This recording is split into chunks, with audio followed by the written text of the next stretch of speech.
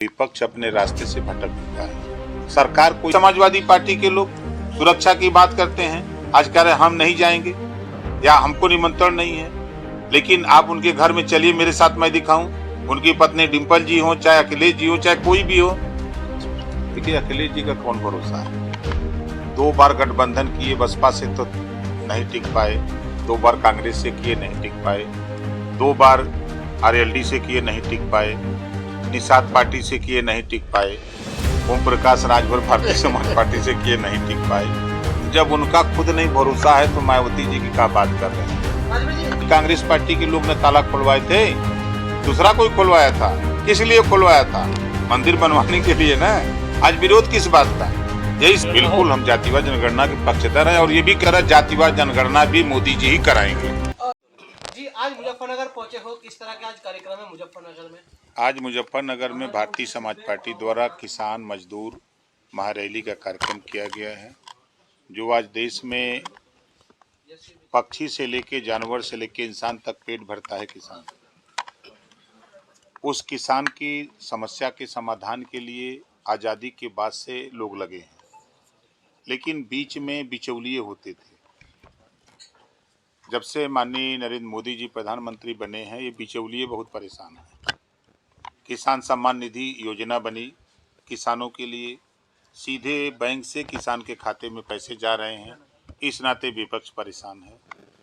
इलाज के लिए आयुष्मान कार्ड बना 5 लाख रुपए का कि गरीब अपना इलाज करा लेगा, किसान इलाज करा लेगा, नौजवान इलाज करा लेगा। तो अब वो बिचौलिए जो पूर्व की सरकारों के लोग बीच में पैसे लूट लिया करते थे, वो परेशान है। इसकी जानकारी जैसे गन्ना किसानों के भुगतान की बात को आप लीजिए, पिछले कार्यकाल को आप देखेंगे तो इस बार के कार्यकाल में 80% से ज़्यादा गन्ना किसानों का भुगतान हो रहा है। हम मानते हैं कि 20 से 25% अभी कुछ चीनी मिलें भुगतान नहीं कर पाई हैं। सरकार उसके लिए भी कटिबद्ध है कि किसानों का भुगतान करा लिया जाए। आप एनडीए गठबंधन में हैं, उत्तर प्रदेश में अभी तक गन्ने का मूल्य घोषित नहीं हुआ है, किसानों का भी यहाँ पर आंदोलन लंबे समय से चल रहा है। गन्ने की मांग को लेकर के इस बार उत्तर प्रदेश सरकार गन्ने का रेट बढ़ाए, क्या कहेंगे आप? देखिए हम भी किसान के बेटा हैं, हम सब लोग किसान के बेटे हैं।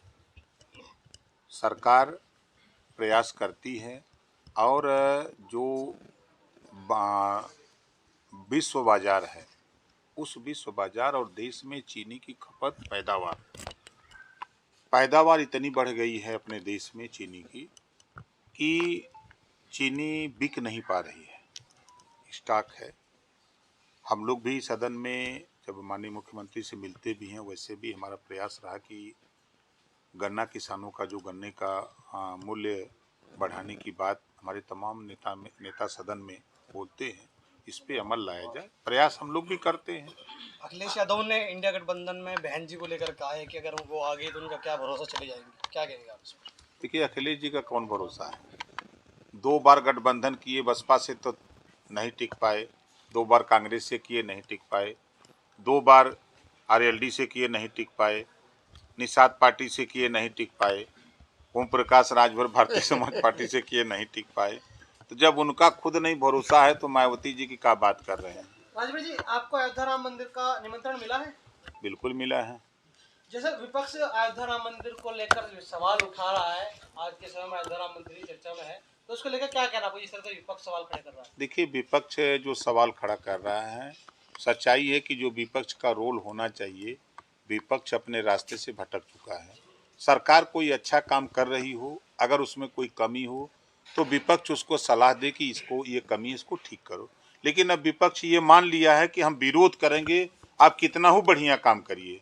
आप बताइए, जो भगवान राम को मानने वाले लोग हैं, लंबे समय से उन लोग आस लगाए बैठे थे कि मंदिर बने, आप बन रहा है तो फिर दिक्कत क्यों है?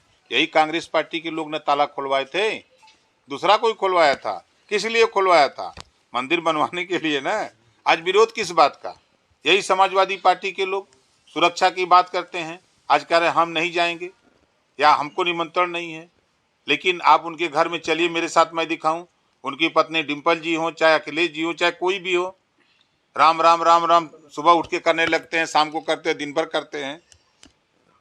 तो दिल में तो सबके है, ये ऐसा नहीं है। सोनिया गांधी ने भी अयोध्या राम मंदिर का निमंत्रण मिलने के बाद भी उन्होंने मना कर दिया कि हम नहीं जाएंगे वहाँ। वो हो सकता है उनको लगा हो कि भाई हम उस दिन नहीं दूसरे दिन जाएं। जातीय जनगणना की मांग लगातार प्रदेश में हो रही है, अखिलेश यादव भी कह रहे हैं, आपका भी मुद्दा रहा है, क्या अब भी आप चाहते हैं कि जातीय जनगणना हो? बिल्कुल, हम जातिवाद जनगणना के पक्षधर हैं और ये भी कह रहा हूँ जिस तरह महिला आरक्षण मोदी जी ने पास किया उसी तरह जातिवाद जनगणना भी मोदी जी ही कराएंगे। अति पिछड़ों के आरक्षण की बात हो रही है, आपने उसको लेकर पिछली बार अपने जो मंत्रालय था वो भी छोड़ा था कि नहीं मिल रहा है, इस बार भी कुछ लोग यहाँ पर भी धरना चल रहा है कि अति पिछड़ों को सम्मान नहीं मिल रहा, उन्हें अलग आरक्षण नहीं मिल रहा, इस पर आप क्या कहेंगे? देखिए, रोहिणी आयोग का गठन हुआ है 27% आरक्षण को पूरे देश में बांट करके देने के लिए। इस लड़ाई को ना सपा लड़ती है, ना बसपा लड़ती है, ना कांग्रेस लड़ती है। इस लड़ाई को अगर मजबूती से कोई लड़ता है तो ओम प्रकाश राजभर लड़ते हैं। राजभर जी, मायावती सपा से अपने आप को असुरक्षित महसूस करी, यूपी सरकार से सुरक्षा मांग रही है, उसको लेकर क्या कहना है? 2 जून की गेस्ट हाउस घटना तो आप जान ही रहे हैं, किसने किया था? समाजवादियों ने किया था, जग जाहिर है। तो ये तय है कि आज के जो वर्तमान सरकार है एक कानून के राज है, और सपा की सरकार थी तो उसको लोग गुंडा राज कहते थे। तो अब गुंडा राज में घटना हुई तो उस बात को मायावती जी जो कह रही हैं वो सही कह रही हैं। उनकी सुरक्षा की जिम्मेदारी प्रदेश सरकार की भी है। उन्होंने आवास की डिमांड की है, सरकार उनको आवास भी देगी। कितनी सीटों पर आपकी पार्टी इस बार लोकसभा चुनाव लड़ने की? 3% तो मांगेंगे। ठीक।